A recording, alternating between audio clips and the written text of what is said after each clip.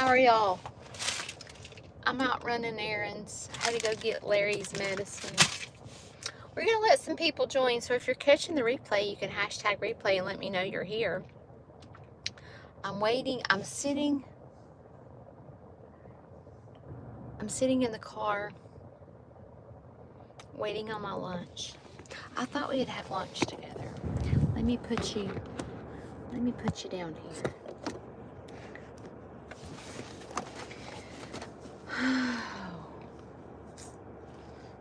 They said my lunch would be ready at 12 and it's 12:03 and it's not ready.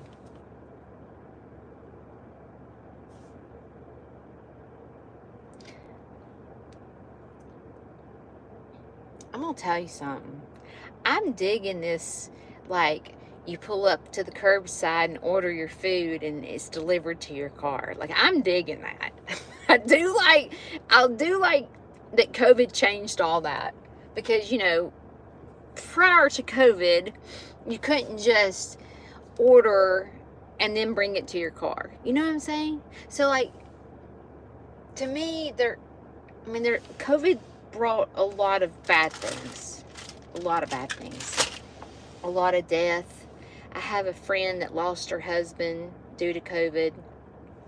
So COVID brought a lot of negative. But there's two things that I like. I do like the fact that I go to counseling every single week. And used to, I had to drive to Birmingham. So, like, when Shane and I lived in Stapleton, it's 5 hours away. So I would have to literally get in my car and drive all the way to Birmingham to go to the doctor. But when COVID hit, they started doing online appointments. So I don't even have to leave my dadgum house. So I do like that. Oh, here comes my food. And I like it. Like, you just sit in the car and... Judy. Yes! Thank you so much. Appreciate you. Have a good day. Okay. Isn't that cool that you can just... I got Larry some lunch, too. I don't know if I'll get him to eat, but...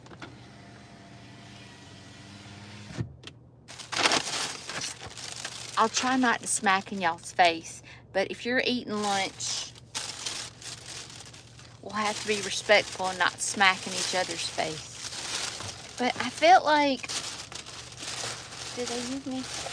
I felt like I just needed to have lunch with some friends today. Okay, I see that someone's asking about Facebook. I hate Facebook. I hate it. And I know all you YouTube people hate Facebook. We hate it. They're not nice. They're not nice at all. And I am vertical right now, so we may get some cray-crays. Okay? Tips for walking 10,000 steps. Oh, girl, I got you. I'm a 10,000 step kind of girl. I am. When you go places, you have to park in them. Is that what you're even talking about? Jason, I hate Facebook. I used to be. You want to see what I'm eating for lunch? Carrots, green beans, chicken, and hash brown casserole. I'm fixing to get seriously full.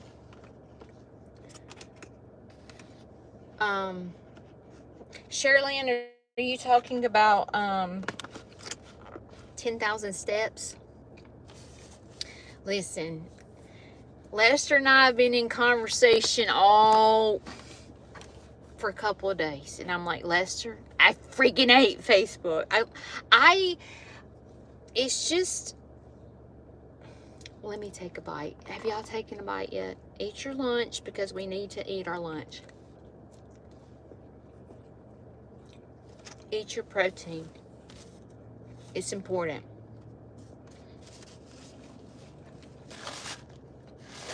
It's 3 a.m. Jason, you need to be in the bed. I mean, I'm not trying to be your mama, but You need to be in the bed unless you're at work and you're working third shift. So basically what happened was, how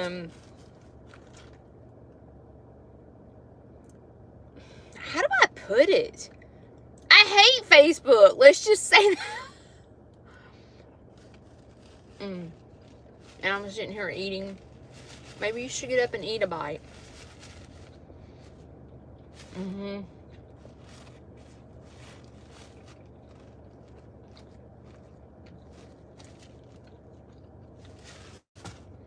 Well, I thought that I was supposed to close my farm and take care of my dad. That's what I thought. And then all of a sudden, I thought that because I had been, my Facebook page is almost 100,000 followers. So Facebook started paying me, and so I thought that I would be okay to close my farm and take care of my dad. I thought, I'll just do social media, it'll pay for my feed, I'll break even, and I'm gonna take this time to close my farm and take care of my dad. Well, Facebook decided, no, we're not doing that. Where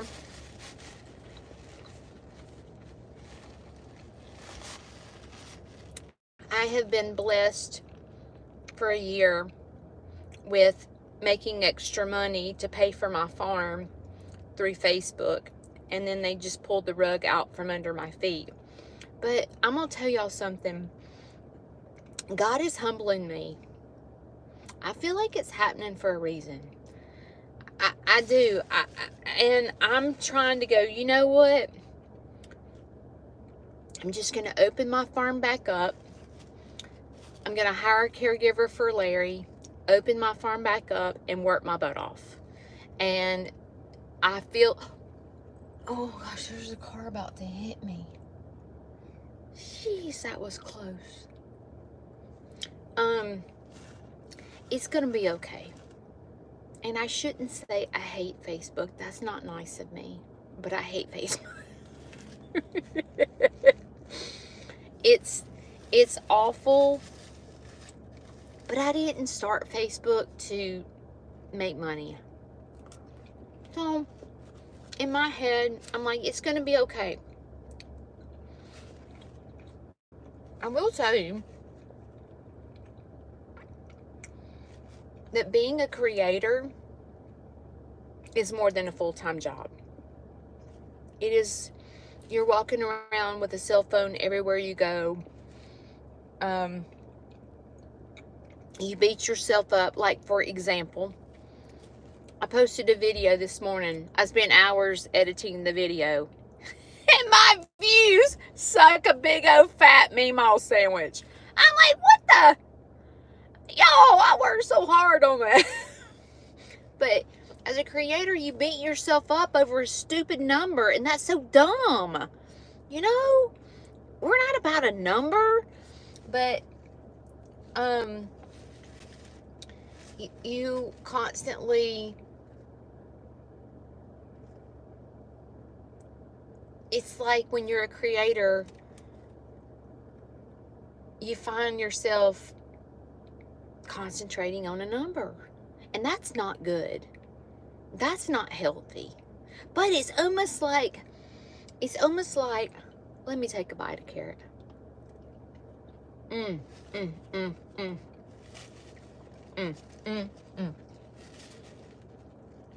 telling you, Cracker Barrel's carrots, I would never order carrots. That sounds disgusting, right? But Cracker Barrel's carrots are thebomb.com. But you find yourself, you know, concentrating you evaluate yourself, like, it's like this. It seems silly, but like, if you don't have good views, you're like, I suck, everybody hates me. Everybody hates my guts. I'm just going to quit. They hate me. And that's what I've done today. I'm like, why am I even trying? Why am I even trying? They're green beans.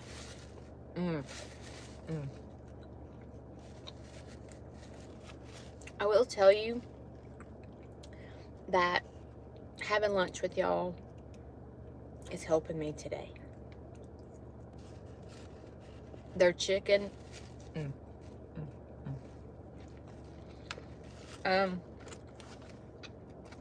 It's just hard, but I'm gonna take the lessons that I'm learning from this, and thank you, Mary, because I'm supposed to be learning something, and I feel like what I'm supposed to be learning is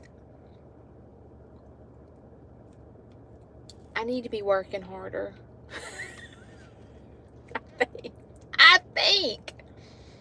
I think, you know, how I closed my farm and I thought that I could pay for my farm with social media. I guess God said, no, that ain't what you doing. You gonna get your butt out there and you gonna do some field trips and you're gonna do some tours, Judy, and sweat your butt off or freeze your butt off.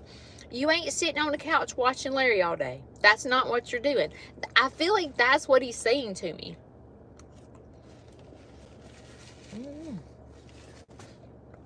I'm okay with that. I will say, watching someone die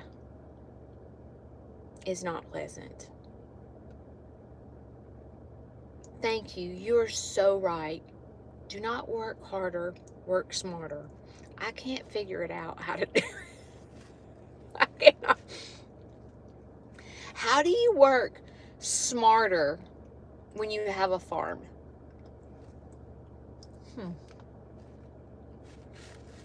Well, I feel like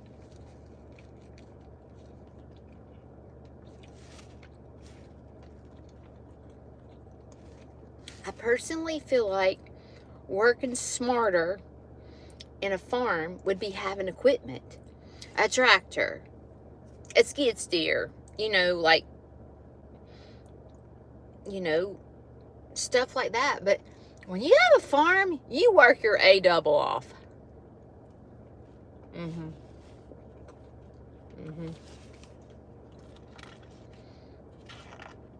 You do. It's like you always have a rake or a shovel or something in your hand scooping poop. I did see this piece of equipment that you can attach to the back of your side-by-side or the back of your tractor, and you just drive around the pasture and it scoops up the poop. I'm like, shut the front door. Are you kidding me? That would save me so much time. And so I looked and it was like $800. I'm like, well, if you work smarter, it would be to buy that equipment because it would be like a much easier. But then you sit here and you think in your head, you're like, well, where am I just going to pull $800 out of my back pocket to scoop poop?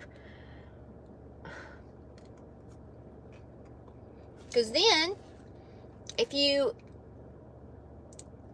make an investment and buy a quick piece of equipment, in the long run, you're saving money, but you got to build up that bank account to be able to do it, which means you have to work harder. I don't know what the answer is. Maybe I'm just not good at it. Maybe I'm not good at it, because Shane says that to me all the time. Work smarter, not harder. I'm like, dude, I don't know how. And you know what's so funny? Is my degree is in business. Did I not pay attention in school or what? Like what? Oh, I think I did. I agree. I agree. And that's why I do believe, people always say that God's not going to give you more than you can handle. Well, he must think I'm a freaking beast. That's all I can say. God thinks I am the beast.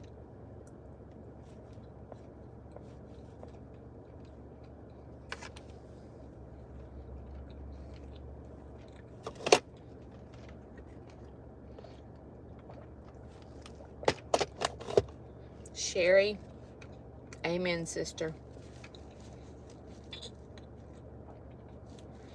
I will tell you, today,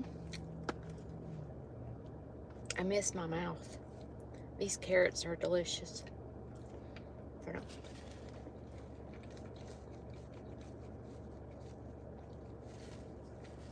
I told Shane that if we can't do our farm ourselves, we're not doing it. And then today, so I had, this group is called Flourish of Cullman. And what that is Flourish helps job place people from group homes that have disabilities. So they try to help them thrive in the world and get job placed and things like that.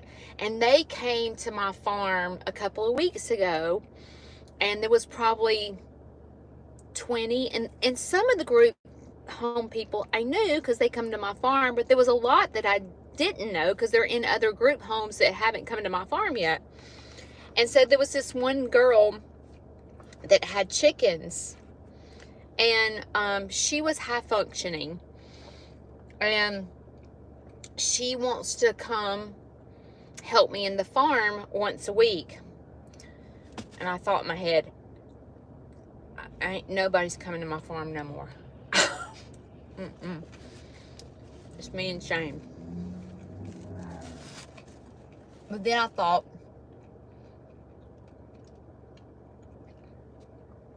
if I can give this young girl an opportunity to learn how to work, why wouldn't I do that? So I told Flourish, I said, why don't she come one day a week, and I will teach her how to clean out the chicken coops and the nesting pads and things like that. And I will work the group home while she comes once a week for a couple of hours and does that. So she's going to start coming, but I couldn't, like, if there's an opportunity to help someone,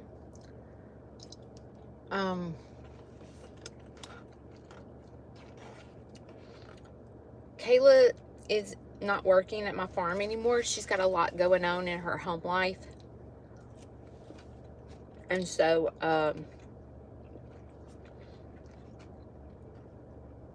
she's having to take care of her uncle. So she's not able to work at my farm anymore.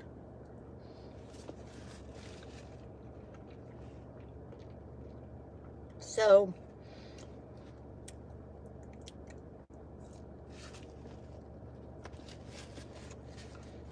I think God does think I'm Superwoman.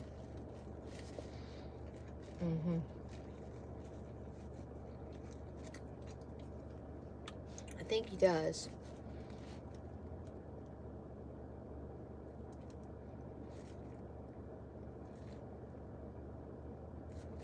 Pat, I think so.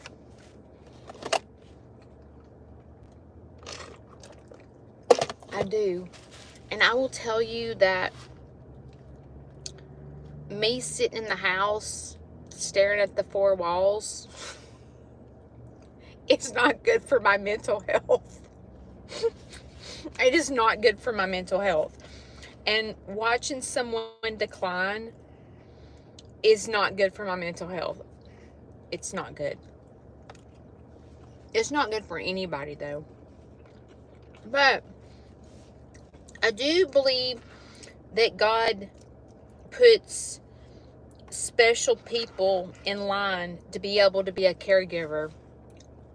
And I really feel like caregivers, and you know, I sit here and think is, I feel like caregivers coming to my farm for free would be a good thing. I would love on them like there's no tomorrow, because I'm telling you, being a caregiver for your family is tough. But it's also a blessing. You know? I mean, it's a blessing because Larry wants to die at my house. And I'm thinking, no! Please, no. No, do not die at my house. But he wants to, that's what makes him happy, is to be with me. And I think in my head, this will be the last thing that I can give him. And I think in my head that when he does pass, I'm going to forget all this hard stuff. You know what I mean? And I'm going to think about the good times. And today he had to get a bath this morning, and he couldn't even hardly stand up. And I was like, God, he's declining so fast. And I'm like, why? In a way, I'm like, why would God take away my income, or allow my income to be taken away, and not take care of him if he's declining this fast? I don't really know what's going on, but this is the way I look at it. Is I'm just going to trust that everything's happening for a reason. And unfortunately, I can't see, you know, I don't have this crystal ball to look in the crystal ball and go, oh, I see what you're doing. You know what I mean? Like, I see what you're doing, God. I don't know. I'm just going to take it day by day.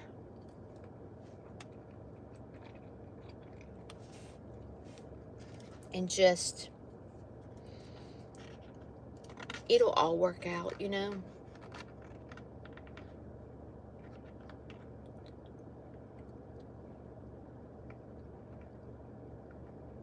Yeah, Heidi, the chaplain came. I think it was Tuesday.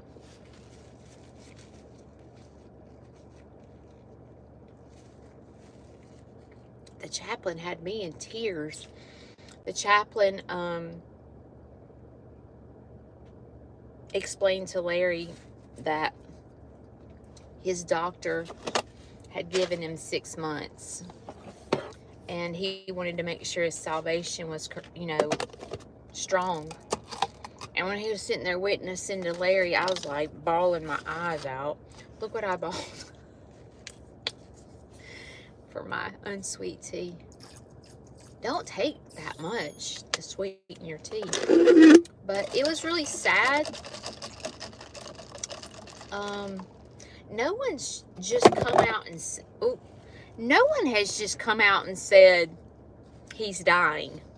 Like, no one has just come out and said that. But I can tell his kidneys are failing by looking at his urine. It's terrible. His urine is this color. And I'm not kidding. And it's getting worse and worse. Let me take a bite of carrot. You know when food's so good it makes you want to dance? Thank y'all for having lunch with me.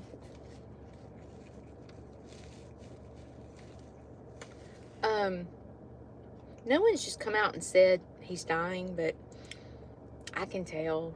I mean, like, Larry's favorite thing to do is go out to eat.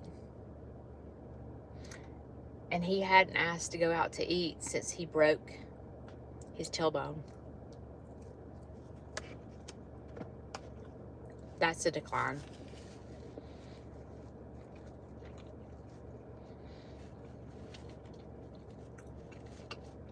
Shirley, I'm glad they said it to me, because like my biggest fear is just to walk in there and he's dead. But I seen my mother, so I know I'll be able to handle it. But I just don't want him to suffer. That's the main thing. And I don't want to be out at the farm doing a field trip and him try to get up and go to the bathroom, and then I come in and he's in the middle of the floor. You know what I'm saying? I don't want to experience that either.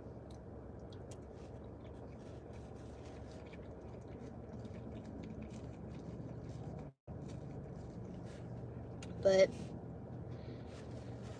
it'll all work out.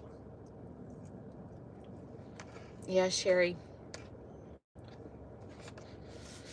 I remember